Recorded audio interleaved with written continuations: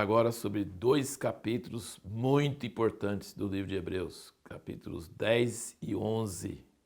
Podemos dizer que todos os capítulos anteriores estão conduzindo a esses dois capítulos, que são como se fosse um pico de revelação e de grandeza de Deus, muito maravilhoso. Os primeiros 18 capítulos de Hebreus 10 mostram uma boa comparação entre as duas alianças, que é o assunto do livro todo, mas aqui ele fica mais claro. Então aqui vamos ler, aqui 10, versículo 1. Porque a lei, tendo a sombra dos bens futuros e não a imagem exata das coisas, não pode nunca, pelos mesmos sacrifícios que continuamente se oferecem de ano em ano, aperfeiçoar os que chegam a Deus. De outra maneira, não teriam deixado de ser oferecidos, pois tendo sido uma vez purificados, que prestavam o culto, nunca mais teriam consciência do pecado. Então, assim, os sacrifícios contínuos na lei provam que a lei não funciona para aperfeiçoar as pessoas. Ele aponta para quem vai resolver o problema, mas ele mesmo não resolve o problema. É como o cardápio no restaurante mesmo. Pode trazer muitos cardápios diferentes em cada coisa, mas você vai sair vazio, com fome. Para realmente satisfazer a fome, tem que tirar o cardápio e pegar a comida, né? Então ele está dizendo, a lei é a sombra, é uma placa de estrada. Mas você vê a placa da estrada, você não chegou na cidade. A cidade não precisa mais da placa, entendeu? Então não tem a imagem exata das coisas, não pode nunca, pelos mesmos sacrifícios, aperfeiçoar os que chegam a Deus. E aí, versículo 3, ele fala, mas nesse sacrifício, cada ano se faz recordação dos pecados, porque é impossível que o sangue de touros e de bodes tire pecados. Então, presta bem atenção, isso é uma coisa tremenda.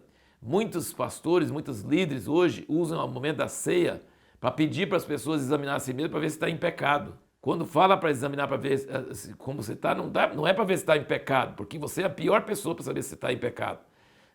Sua sogra é bem melhor do que você, sua esposa, seus filhos.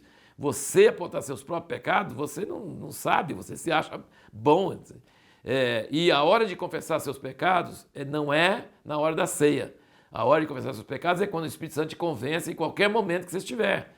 Porque você não pode continuar com o pecado em todo momento, não na hora da ceia. Em todo momento você precisa confessar seus pecados. Mas na hora da ceia, não é para lembrar dos pecados. Sabe? Não é para lembrar dos pecados. Quando fala examine-se o homem a si mesmo, está falando examine para ver se está na fé, se está crendo no Cordeiro que tirou os pecados do mundo. Isso depois é um assunto totalmente, um assunto à parte. Mas é muito importante entender que Jesus falou o quê?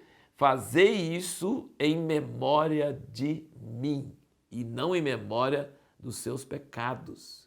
Em memória do Cordeiro que tira os pecados do mundo e não em memória dos pecados. Agora, nos sacrifícios do Velho Testamento, eles tinham que fazer recordação dos pecados.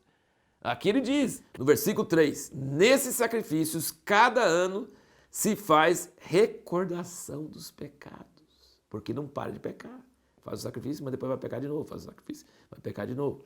Ele continua dizendo que Deus não introduziu Jesus no mundo na base de holocaustos e oblações pelo pecado. Versículo 6. Mas no versículo 7, então disse, eis-me aqui, no rolo do livro está escrito de mim, para fazer, ó Deus, a tua vontade. Versículo 8, tendo dito assim, mas sacrifícios e ofertas e holocaustos e oblações pelo pecado não quiseste, nem neles te deleitaste, os quais se oferecem segundo a lei, agora diz, eis-me aqui para fazer a tua vontade. Ele tira o primeiro para estabelecer o segundo. Presta bem atenção, versículo 10, é nessa vontade dele, de quem? Jesus, que temos sido santificados pela oferta do corpo de Jesus Cristo, feito uma vez para sempre.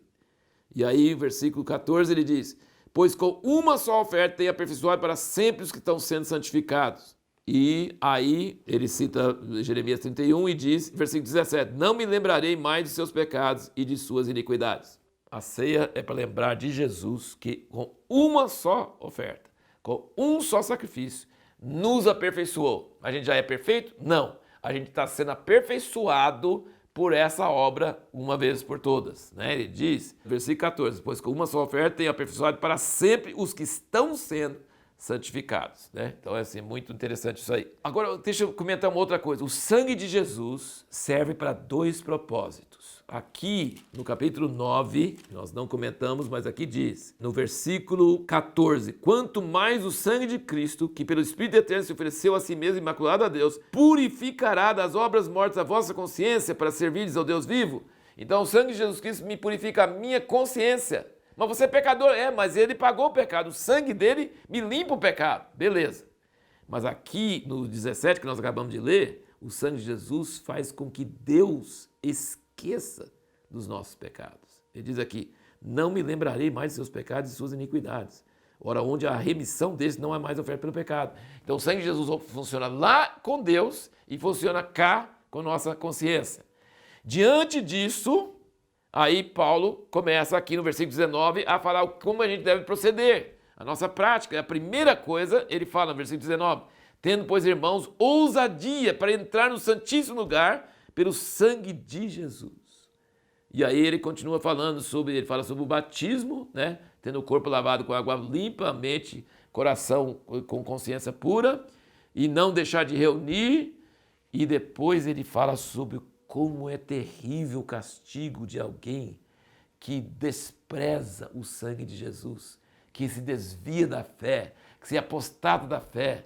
Versículo 28, havendo alguém rejeitado a lei de Moisés, morre sem misericórdia, pela palavra de 2 ou 3 testemunhas.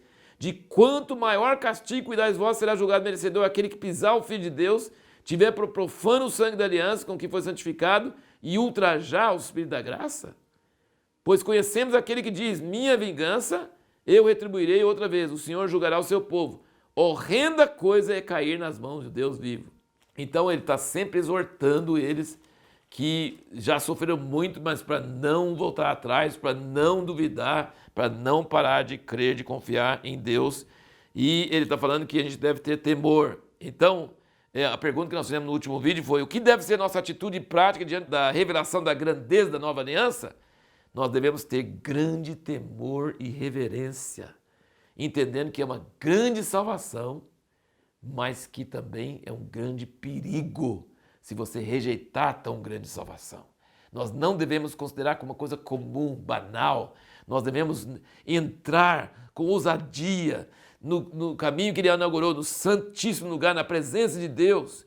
E nós devemos andar com temor, e nós não devemos deixar nossa congregação, como é costume de alguns, mas ficar sempre exortando uns aos outros. E nós não devemos continuar voluntariamente no pecado, porque agora nós somos libertos dele, porque tem juízo, né? E aí nós vamos para o capítulo 11, gente. Capítulo 13 de 1 Coríntios é o capítulo do amor. E o capítulo 11 de Hebreus é o capítulo da fé. São capítulos picos maravilhosos da palavra de Deus. Maravilhosos. E o que aqui muitos chamam isso a galeria dos heróis da fé, né? E você, a esposa do Francis Schaeffer, Edith Schaeffer, ela escreveu um livro que ainda não foi traduzido para o português, que fala sobre 2 museus que Deus tem. O museu daqueles que venceram pela fé e daqueles que perderam pela fé. Como pode ser assim? Como se fez isso? Aqui diz que teve alguns que apagaram a força do fogo, fecharam a boca de leões, venceram exércitos estrangeiros e tiveram poder, receberam seus mortos ressuscitados. Mas diz que outros foram torturados, outros foram perseguidos, outros nunca viram nada de sucesso. Até o outro foi cerrado pelo meio, que foi o profeta Isaías. Andaram pelo mundo assim. Então, alguns vencem pela vitória, alguns vencem pela derrota. Sabe o que é? Você ser totalmente, aparentemente derrotado, mas você continua crendo. Para Deus você é mais que vencedor. Para Deus você é o máximo. Ele mostra para Satanás, está vendo? O cara não ganhou nada, não recebeu nada, mas ele creu, ele ficou, então ele venceu pela fé. Aí o outro não, o outro fechou a boca do leão, como Daniel fez, o outro vence o exército inimigo, o outro apaga a força do fogo, como aqueles amigos de Daniel, entendeu? Então Deus tem 2 museus, os que venceram pela fé e os que aparentemente perderam, mas não perderam, eles estão no galardão, eles honraram Deus mesmo sem receber nenhuma solução, nada. E você quer saber o que é fé? Leia Hebreus 11. E o que ele está dizendo? A fé é coisa invisível. Invisível. Mas se você tem fé verdadeira, o que vai acontecer? Você vai causar mudanças no mundo visível. Noé salvou sua família, Abraão, Moisés, e vai falando todos esses, né? Creram no invisível e trouxeram mudança no mundo visível. E mesmo essas pessoas perseguidas mostraram no mundo visível que a fé é que dominava a vida deles e que eles não iam ceder diante de qualquer ameaça, diante de qualquer tortura. Então todos esses venceram pela fé. A fé é coisa no invisível que vai produzir resultado no mundo visível. E a pergunta para o próximo vídeo é: o que pode nos impedir de atingir o alvo e terminar a carreira com vitória?